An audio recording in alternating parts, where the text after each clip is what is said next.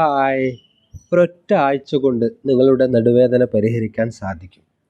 പലപ്പോഴും പലരും ധരിക്കുന്നത് നടുവേദന വന്നു കഴിഞ്ഞാൽ ഇളകാൻ പാടില്ല, ആ, യോഗ ചെയ്യാൻ പാടില്ല, മറ്റ് എക്സസൈസ് ചെയ്യാൻ പാടില്ല എന്നൊക്കെ തെറ്റിദ്ധരിക്കുന്നവരുണ്ട്. പക്ഷേ നടുവേദനയ്ക്ക് യോഗ വളരെ ഫലപ്രദമാണ്.